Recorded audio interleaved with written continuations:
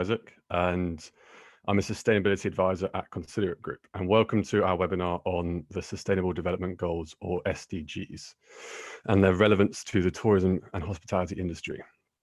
Now, if we look briefly at the SDGs, they can feel a bit meaty, a bit overwhelming, and perhaps almost a bit unrelatable. So what I'm going to do in this webinar is to really break them down and make sense of them in the context of hospitality. So first things first, what are they and where they come from? Well, they were established in 2015 by the UN General Assembly, which is the main deliberative and policy-making organ of the UN. And essentially, they lay the foundations of a more sustainable future for all and include economic, socio-cultural, and environmental factors. So what are the goals? Well, there are 17 in total, and they range from eradicating poverty and hunger to protecting our wildlife and climate, and ensuring we have strong and accountable institutions. And each goal is important in achieving a truly sustainable future. And it's important to understand that most of the actions that we have on an individual level will impact any number of these goals. For example, as individuals, we may purchase fair trade coffee, where, as we know, the farmer gets a fair amount for their work, which may reduce poverty and improve economic growth and have a knock-on effect of reducing hunger. So it's already targeting 3 goals. Or we may choose to walk to the shops instead of drive, thereby reducing climate emissions and air pollution, contributing to responsible consumption, climate action, and life on land. So what I'm trying to say is that, however small, many of our actions are multifaceted and have diverse impacts that can help address these goals. But what about us as a sector? What can we do? Well, according to the World Tourism Organization, there are 6 different groups that contribute to helping tourism reach its sustainable development goals, within which is us as the hospitality sector, whether you're a small company or a global kind of organization. Now, as I've already mentioned, it can be extremely difficult to look at the goals and think, I know exactly what I can do to address all of these within my operations, within our hotel. So this is where we come in. At Considerate, when working with hotels, we create a tailored sustainability approach that can address individual needs while ensuring global challenges like the SDGs are incorporated. Now, for the purpose of this webinar, as Zina's already said, we've identified 7 of the most relevant SDGs that we've identified for the hospitality industry. That's not to say that they're not all important, and we've got more detailed breakdowns of all of them available as toolkits. So what's first? Well, the first one we've picked out is goal number 6, clean water and sanitation. And the target highlights for hospitality involve improving water quality and increasing water efficiency, as the sanitation part of this goal largely relates to developing countries. So what can we do? Well, to improve water quality, the key thing is to reduce any pollution entering either natural watercourses, such as agricultural chemicals entering rivers, or man-made watercourses, such as things like bleach entering sewers.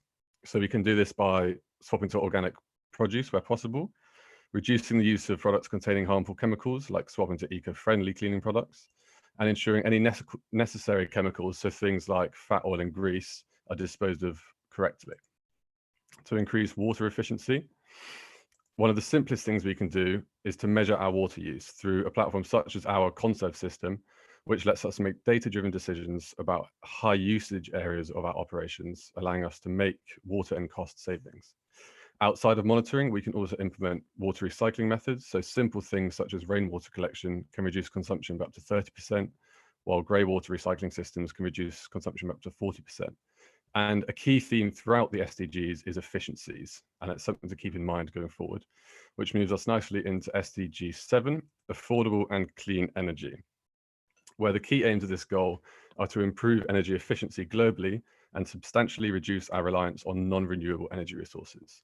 So to put this into some perspective for us, the UK hospitality industry alone has a total energy consumption that's almost 20,000 gigawatt hours, which equates to about 400 million in cost, and is as much as running 4 coal-fired power plants for a year. Now, I think a common misconception in addressing this issue that a lot of people have is that a large amount of money needs to be spent on installing solar or wind power or entirely retrofitting buildings. And of course, these investments will provide us with really good reduction in energy costs and energy efficiencies. But there are also numerous other smaller ways of addressing these. So small-scale investments like LED lighting or occupancy-linked controls, such as keycard lighting, can really help. And much like the previous goal, Another simple way of improving efficiencies is again to implement a data management system, such as our Conserve, which highlights the times of consumption and gives areas to focus on. Another thing to do is to simply try and promote behavioral change for staff. For example, we have an app that we're developing at the moment called Flutter, which engages staff members to be more efficient. And we estimate that it can reduce energy consumption by up to 28% over 4 months. And if you'd like any more information on that, please get hold of us after. Now, next goal is goal number 8, which is decent work and economic growth. This one can feel a bit broad and difficult to get into. So to summarize, the target highlights are around promoting innovation, creating sustainable local jobs, both through our supply chains as well as within our own operations, with a view to increase the proportion of young people in employment and education. So what can you do? Well, for a start, many large hotels are already offering schemes for young people to get into employment. So there are really good examples there that can be followed. To help our local area develop, we can create guest and staff experiences by promoting local culture and products. For example, there may be a nearby plant nursery that we can promote as a trip and potentially partner with to sell some of their stock, and vice versa if we have any of our stock we'd like to sell. Now, all this needs to be done alongside tackling modern slavery and human trafficking, because this is becoming an increasingly talked about issue. For example, in the UK, the Guardian newspaper published an article last November accusing the UK hospitality sector of failing to address these issues. So it's showing us that it's something we need to address, not just for the SDGs, but also for our brand reputation as well. And we can support you here if required. The final thing within goal number 8 is promoting innovation. And it's also an important factor, but I won't touch upon it just yet as we move into goal number 9, which is industry, innovation, and infrastructure. So the highlights of this goal are to use technology and promote technological advances in order to make our industry more efficient and sustainable. And in fact, according to the International Tourism Partnership, all the technology to make our sector fully decarbonized already exists. The issue lies in how to accelerate the solutions so that they're accessible to all. So in order to help, we can do kind of the usual retrofitting measures like replacing our boilers, double glazing, improving our lights to LED, and renewable energy investments like solar and wind. But increasingly and quite excitingly, we can partner with innovation and technology companies who are offering us something different, potentially enhancing our operations, giving us really good PR examples. So as an example, tech company Winnow have developed a restaurant and hospitality-based artificial intelligence tool that learns to recognize food waste by sight and then starts to record how much of each food is thrown away. This may be simple ingredients like, for instance, onions, or maybe whole meals like fish and chips. From this, it starts to analyze trends and highlights which foods are regularly wasted, meaning the business can reduce how much of the food is either purchased or made, saving money and reducing waste. And a few companies have already got on board with this. So big names like Accor, Hilton, IHG are already there. And even IKEA restaurants are getting involved. And they've saved 130,000 euros annually, reducing their waste by 45%, their food waste, by 45% in the first 12 weeks. So this is a really exciting space to be on the lookout for in terms of partnerships with universities and research institutions. So moving on, we have Sdg number 11, which is around making our city sustainable to live in with clean air, access to safe and sustainable transport, while ensuring that cultural and natural heritage is protected. What can we do? Well, incorporating wildlife into city hotels is a really good way of making a difference, while also promoting the fact that we're kind of on board with a sustainable idea. For example, the Athenaeum, as you can see here in London, have a fairly iconic living wall, which is good for publicity and the environment. But things like this can be done on a much smaller scale with gardens and things as well. What else can we do? Well, for hotels, we can help promote sustainable transport methods by encouraging them to our guests and facilitating them for staff. For example, we may have on-site bicycles, we can implement car sharing schemes for staff, or offer discounted train tickets if possible. And these initiatives will contribute to air pollution in their own way, but we can also get involved in projects that specifically focus on this, like business improvement districts in the UK. And actually, we've worked with one of these districts recently and have some exciting results to release in the near future. Finally, we can minimize our waste impact, which can be guided by the implementation of a waste management strategy, ensuring that all of our waste is disposed of correctly and measures are taken to reduce, reuse, and recycle where possible. This feeds us nicely into SDG 12, which is responsible consumption and production. Now, this is the most straightforward one when it comes to understanding what we can do to help, but it's also one of the most pressing from a political standpoint, as well as from the standpoint of our customers. Politically, the EU has introduced the Circular Economy Action Plan in 2015 with the goal of maintaining the value of products and materials for as long as possible. And this has driven numerous national policy implementations across Europe that are becoming ever more stringent. And we'll be covering some of these in our upcoming webinar on legislation. So keep an eye out for that. Now, from a consumer point of view, there's an increasing amount of data being published reviewing the waste from different sectors, with WRAP, the Waste and Resources Action Programme, finding that the hospitality industry in the UK alone produces 2 million tonnes of waste. And we know that's not just inherent to the UK. So how can we help address these issues and set ourselves up to navigate political changes and meet increasingly demanding customer values? Well, luckily, this is something that we excel in at Considerate. Some of the things I've already mentioned will help, such as implementing a waste management program, driving behavioral change in staff and guests, and reducing waste and energy.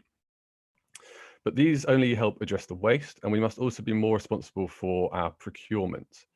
Things like purchasing refillable soap dispensers and biodegradable or reusable plates and cups will also make a difference and will not go unnoticed by guests, particularly if we can draw their attention to it. For example, we may put signs next to refillable dispensers saying how much plastic each one prevents from entering the ocean.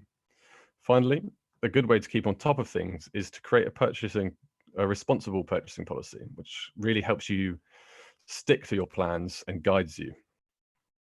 This leads us nicely into SDG 13, of which the target is essentially to raise awareness and educate people and the industry about climate change. Now, what can we do?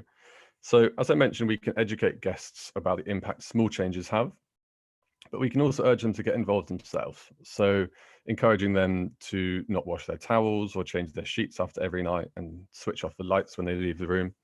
We can also educate our staff on the importance of sustainability through workshops and incentives, which is something that we actually offer as a product.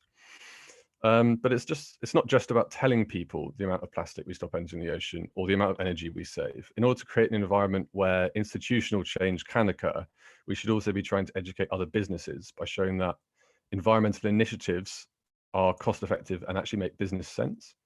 So getting involved in things like competitions and collaborating with similar organizations and charities can be really good. For example, the winners of Scottish Environment Business Awards in 2014 were a hostel who reduced their overall energy usage by 67% in 3 years, saving a fortune on bills. And forums like these are a great way to get you thinking about what you can do sustainably to improve your business and share tips with similar businesses. So there you have it. That's our overview of the 7 most relevant SDGs to the hospitality industry. But we should remember that although they might not be mentioned here, the other SDGs are also important. And like I said previously, we've got a lot of information on them, should you require. Now, to finish, here's a quick example of one hotel in Vienna who are taking the SDGs to an extreme level by redecorating 17 rooms to represent one of the SDGs each, with visualizations of how the hotel is integrating their goals into their operations. But we don't all have to go this far. And I will pass back over to Xenia. So thank you, everyone. Thank you, Isaac. That was brilliant. And any questions, I'm happy to take those in the Q&A box downstairs. Now, the only thing I did want to add here, and given that we are in unusual times, we added partnership number 17 for the goals. I mean, like Isaac said at the beginning, all of the SDGs are important.